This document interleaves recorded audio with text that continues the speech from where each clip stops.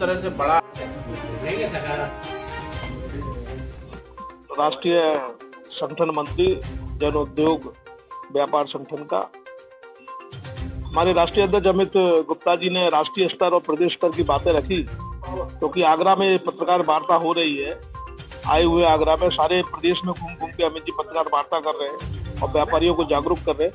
मैं आगरा की कुछ बातें चित्रकूट के मंच से रखूंगा, जिससे कि वो उस एजेंडे में शामिल हो। आगरा में जिस तरीके से हमें लॉलीपॉप दिया जा रहा है कि अंतर्राष्ट्रीय एयरपोर्ट बनेगा, जबकि सब जानते हैं कि आगरा पूरे विश्व के स्तर पर कितनी बड़ी नगरी है, कितना इंपोर्टेंट नाम है आगरा का। ताजमहल की वजह से आज तक आजादी के 75 साल होने के बाद भी इंटरनेशनल एयरपोर्ट नहीं बन पाया, इंटरनेशनल स्टेडियम नहीं बन पाया। बैराज की इतनी बड़ी मांग उठाते हुए लोग आ रहे हैं, हमारे व्यापारी वर्ग, आगरा की जनता। बैराज नहीं बना, खंडपीठ की स्थापना नहीं हुई। एक मेट्रो जो कि एमजी रोड के ऊपर लाद दी जा रही है, और एमजी रोड की हालत क्या हो जाएगी आप भी आज देखते हैं। 2-2 घंटे जाम लग जाता है, निकल नहीं पाते हैं वाहन, 3-3 घंटे जाम की पोजीशन हो जाती है। तो एमजी रोड के ऊपर एलिवेटेड रोड बनना चाहिए। मैं इस संगठन के माध्यम से मांग करना चाहूंगा, और अंडरग्राउंड मेट्रो की मांग जो चली आ रही है व्यापारियों की, उसको पूर्ण करना चाहिए। यदि सरकार हठधर्मता अपनाएगी तो निश्चित रूप से आगरा के अंदर व्यापारी बहुत उग्र होगा, आंदोलन करेगा। और आगरा के अंदर आईटी पार्क को और बृहद स्तर पर बनाना चाहिए, जिससे आगरा का रोजगार बढ़े, क्योंकि आगरा में रोजगार की बहुत जरूरत है। आगरा में फैक्ट्रियां हैं नहीं, क्योंकि पॉल्यूशन के कारण, ताजमहल के कारण आगरा की फैक्ट्रियां गायब कर दी गई है। तो ऐसे उद्योग लगाने चाहिए, जिसे आईटी पार्क बनाया जाए, रेडीमेड गारमेंटों की इकाइयों की स्थापना की जाए, जिससे पॉल्यूशन नहीं बढ़ता। पेठा और जूता उद्योग के अंदर बहुत ही अच्छे मानक स्थापित करने चाहिए, जिससे कि लेबोरेटरियां स्थापित करनी चाहिए, जिससे बहुत अच्छे जूता और पेठे का व्यवसाय पनप सके। ऐसी अनेक मांग है। मैं तो चाहूंगा कि आगरा को शिक्षा का हब बना दिया जाए। ये भी एक इंडस्ट्री में आने लगा है। जैसे कोटा में बच्चे पढ़ने जाते हैं, कोटा ना जाकर आगरा में पढ़े, तो जिससे क्या पॉल्यूशन नहीं होगा, बच्चे नहीं पढ़ेंगे आगरा के अंदर। ऐसे अनेक मुद्दे हैं कि आगरा की अनेक बातों को जो आगरा के लिए बहुत ही अच्छे हो सकते हैं, आगरा के व्यापारियों के लिए, मजदूरों के लिए, एक हर व्यक्ति के लिए जो रोजगार पैदा करेंगे। आगरा का व्यक्ति रोजगार करने बाहर नहीं जाएगा, आगरा में ही रहेगा, बल्कि बाहर का व्यक्ति रोजगार लेने आगरा आएगा। इन सब बातों को हम राष्ट्रीय जन उद्योग व्यापार संगठन के माध्यम से चित्रकूट में उठाएंगे, जो कि राष्ट्रीय एजेंडे में शामिल हो, क्योंकि अंतर्राष्ट्रीय एयरपोर्ट और अंतर्राष्ट्रीय स्टेडियम, बैराज आगरा की प्रमुख मांग है, और ये मांग हम पूर्ण करा के रहेंगे। शुरुआत में मेट्रो मामले पर विधायकगण है, सांसद गण है, कुछ सहयोग दे रहे थे, लेकिन अब वो भी हाथ खींच रहे हैं। क्या फिर भी कौन करेगा? मुझे ऐसा लगता है कि विधायकों की और सांसदों की और आगरा के जो भी मंत्रीगण हैं, इनकी सरकार में कोई सुनने वाला नहीं है। इसी कारणवश ये लोग पीछे हट गए, लेकिन जनता पीछे नहीं हटेगी। जनता सब देख रही है। एक दिन जनता ने यदि ये मुद्दा अपने हाथ में ले लिया तो कोई ताकत रोक नहीं पाएगी।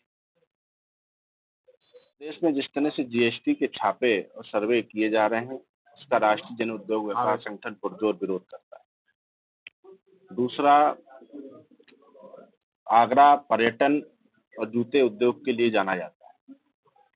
जो बीआईएस के मानक सरकार के द्वारा लगाए जा रहे हैं, निश्चित रूप से इस आगरा का कुटीर उद्योग पूरी तरह से समाप्त होगा, जिससे कम से कम यहाँ से 13 लाख जो कर्मचारी है, जो काम करने वाले उनके यहाँ, उनकी रोजी रोटी पर बात आ जाएगी। जब व्यापार घटता है तो रोजगार घटता है। आज हम चाहते हैं कि सरकार ऐसी व्यवस्था करे जिससे यहाँ का कुटीर उद्योग जो फल फूल रहा था, उसी तरह से फल फूलता रहे। जिस देश में 60 से 80 करोड़ लोगों को निःशुल्क अनाज दिया जाता हो, वो महंगे जूते कैसे पहन सकते? सरकार से मांग है, आज देश में जितनी भी हॉट लगती है, या बुद्ध बाजार, मंगल बाजार, जितनी भी बाजारें लगती हैं, वहां पर लोग खरीदारी 400 से 500 रुपए, 300 रुपए की जूते की करते हैं, वो ताकि अपना जीवन यापन किसी तरह से गुजार ले। आज जितने अच्छे से अच्छे, आज ब्रांडेड भी लोग पहनते हैं, तो सोचते हैं कि सेल लग जाए तब वो पहनने का काम करते हैं। सरकार से मंशा है कि सरकार इस पर ध्यान दे, न कि डब्ल्यूटीओ के दबाव में। सरकार यहाँ पर जो बड़े बड़े ब्रांडों को स्थापित करने की योजना है, उसका राष्ट्रीय जन उद्योग व्यापार संगठन पुरजोर विरोध करता है। और साथ ही इन सब विषयों को लेकर 6-7 जनवरी को चित्रकूट में प्रांतीय अधिवेशन किया जा रहा है, जिसमें जिस तरह से जीएसटी के अंदर ईडी को जोड़ा गया है, जो संपत्ति जब्त करना और जेल भेजने का अधिकार दिया गया है, उसका भी पुरजोर संगठन विरोध करता है, ताकि और साथ ही वर्तमान में जो सबसे बड़ी समस्या है खुदरा व्यापार के लिए, जो ई कॉमर्स का व्यापार जो फल फूल रहा है, उससे आज इलेक्ट्रॉनिक की मार्केट हो, चाहे कपड़े की मार्केट हो, चाहे मोबाइल की मार्केट हो, दुकान खुली है लेकिन कस्टमर नदारत है।